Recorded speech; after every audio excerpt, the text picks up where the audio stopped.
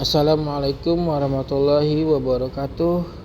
Hari ini saya akan menjelaskan kupas tuntas permasalahan-permasalahan di dalam kartu keluarga. Karena kenapa kartu keluarga ini sangat penting?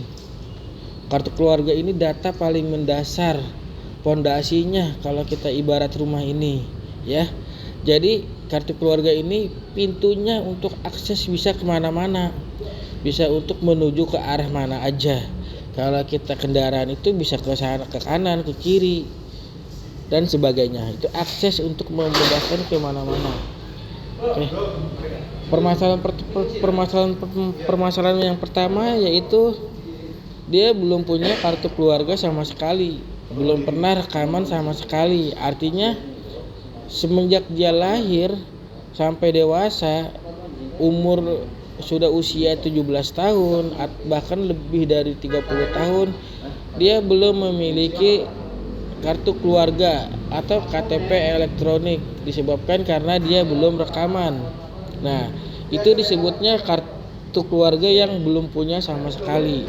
Nah, prosesnya yaitu dia harus biometrik dulu untuk mengecek apakah dia kebenarannya itu sesuai apa tidak. Karena NIK itu tidak bisa dua, tetap satu, nasional. Itu yang disebut nomor satu, yaitu belum punya kartu keluarga sama sekali, ya. Lanjut permasalahan kartu keluarga yang kedua yaitu membuat kartu keluarga dipecah menjadi satu alamat yang sama.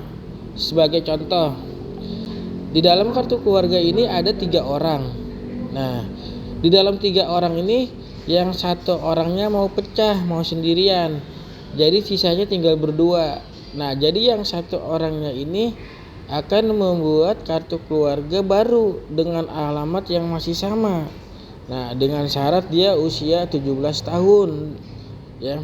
Nah, itu disebutnya pecah kakak dalam satu alamat yang sama.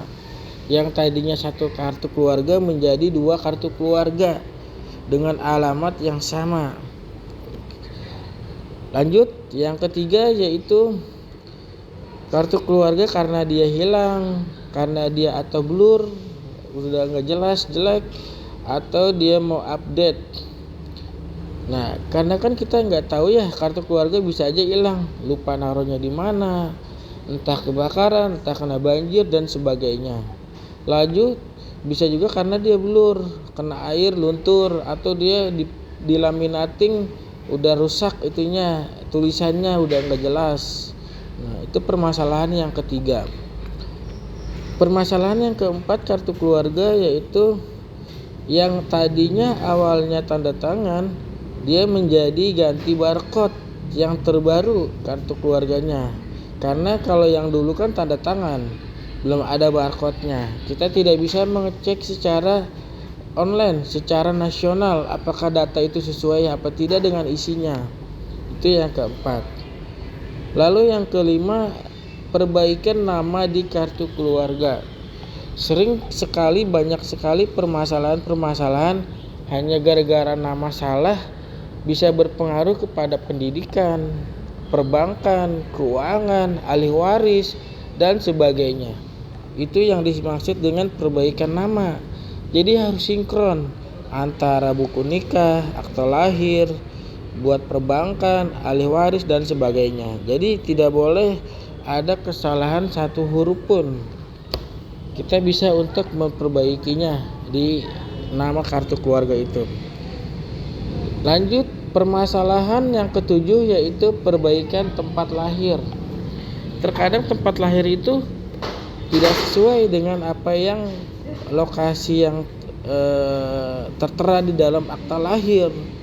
Karena untuk akta lahir ini sekarang lebih spesifik, tidak seperti dulu. Sebagai contoh, dulu di Jakarta, sekarang ada spesifiknya, Jakarta Barat, Jakarta Utara, dan sebagainya. Untuk fungsinya sebagai untuk pendidikan, zonasi. Kalau untuk sekarang itu tempat lahir itu untuk zonasi. Selanjutnya yaitu permasalahan ke-8 yaitu pergantian agama, kepercayaan.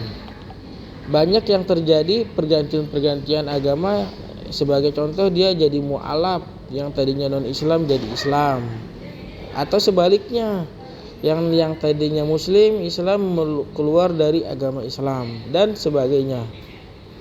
Selanjutnya, pergantian pendidikan. Karena kita pendidikan ini banyak permasalahan yang tidak sinkron. Sebagai contoh, waktu awal kita memiliki kartu keluarga, pendidikannya baru SD. Ternyata kita sudah lulus SMA, maka harus diupdate tuh jenis pendidikannya. Atau yang sudah lulus kuliah harus dicantumkan juga, tapi itu tidak spesifik, tidak berpengaruh kemana-mana. Selanjutnya, permasalahan yang ke-10 yaitu pergantian jenis pekerjaan. Nah, pekerjaan ini harus sesuai yang terbaru, update, karena mempengaruhi bantuan sosial, mempengaruhi untuk BPJS dan sebagainya. Jadi jangan sampai kita pekerjaannya swasta tapi bukan swasta, atau pekerjaannya buruh tapi kita pekerjaannya swasta. Nanti akan mempengaruhi bantuan sosial. Itu untuk jenis pekerjaan. Selanjutnya, permasalahan 11, pergantian status perkawinan. Yang awalnya dia kawin jadi kawin tercatat. Yang tadinya cerai jadi cerai tercatat. Yang tadinya kawin jadi cerai. Itu pergantian status di dalam perkawinan. Selanjutnya, permasalahan ke-12 yaitu update status kawin menjadi kawin tercatat. Karena kartu keluarga model lama hanya kawin, mencantumkan hanya kawin saja. Tetapi kartu keluarga sekarang harus 2 kalimat, yaitu kawin tercatat atau tidak tercatat. Perbedaannya apa? Kalau dia tercatat ada buku nikah, akta kawin. Kalau tidak tercatat tidak ada buku nikah atau tidak ada akta kawin bagi yang non muslim. Selanjutnya, permasalahan yang ke-13, perbaikan nama orang tua. Terkadang nama orang tua ini ada kesalahan, baik di kartu keluarga, di akta lahir, di ijazah dan sebagainya. Karena untuk mempengaruhi nanti sebagai ahli waris untuk kedepannya jangka panjangnya.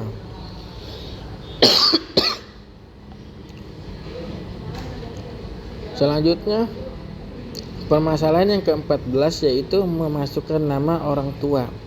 Terkadang di kartu keluarga nama orang tuanya itu masih kosong, tidak tercantum, atau ada kesalahan nama orang tua. Sehingga ini bisa diperbaikin atau bisa diupdate, dimasukkan dengan nama orang tuanya. Selanjutnya, permasalahan yang ke-15 yaitu sambut kartu keluarga. Artinya dia pindah dari luar, ingin membuat kartu keluarga baru dengan alamat yang baru yang dia tinggal domisili saat ini. Itu disebutnya kita sambut.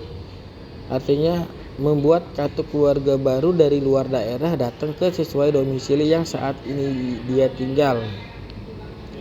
Selanjutnya, permasalahan ke-16 yaitu penambahan anggota keluarga anak. Karena ada beberapa yang suami istri setelah dia melahirkan mempunyai anak, maka dia akan menambahkan anggotanya, yaitu memasukkan nama anak ke dalam kartu keluarga.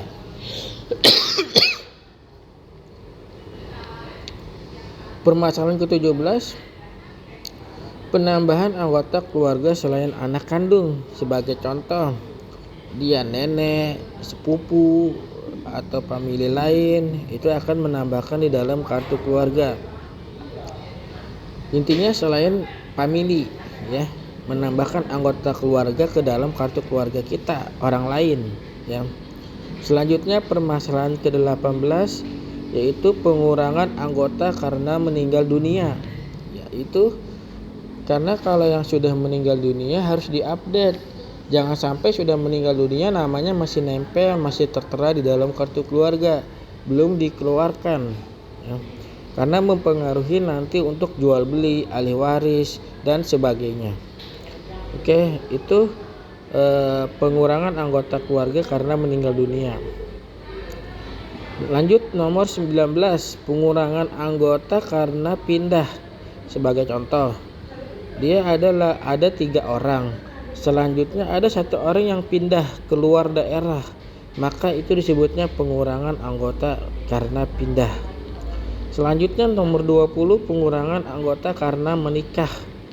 Sebagai contoh, dia suami istri memiliki anak 1 orang, lalu anaknya sudah menikah, maka dia harus diupdate kakaknya menjadi 2 karena yang satunya akan bergabung kepada suaminya, kartu keluarganya yang baru. Itu disebutnya pengurangan anggota karena pindah. Nomor 22 yaitu numpang kartu keluarga kepada kakak orang lain. Sebagai contoh, kita punya kakak di Jambi, lalu kita ingin gabung ke kakak yang di Jakarta, entah saudara, entah teman dan sebagainya. Itu disebutnya numpang kakak kepada kakak orang lain. Nah, selanjutnya permasalahan nomor 23, pisah kakak suami istri yang kawin tercatat ataupun tidak. Jadi kalau yang sudah menikah, yang kawin itu mau tercatat atau tidak, ternyata dia sudah bercerai tetapi belum diurus, entah dia akte cerainya atau tidak ada, atau dia memang kenyataannya sudah pisah, maka sebaiknya dipisahkan tuh. Jangan sampai sudah bercerai, datanya suami istri masih menempel, masih bergabung di dalam kartu keluarga itu. Oke. Baik itu dia kawin maupun dia cerai harus diupdate. Selanjutnya permasalahan nomor 27, pemisahan anak usia kurang 17 tahun. Jadi ada anak kandung yang ingin pindah ikut neneknya, ikut sepupunya, ikut pamannya dan sebagainya, tapi ini usianya kurang dari 17 tahun. Maka untuk pemisahan anak usia ini ingin digabung sama kakak orang lain. Ya, itulah beberapa permasalahan-permasalahan kartu keluarga. Sangat kompleks, sangat banyak sekali. Jika ada pertanyaan tentang kartu keluarga bisa dihubungi di WhatsApp di nomor 081394343831 dari Jasa Amanah. Terima kasih. Assalamualaikum warahmatullahi wabarakatuh.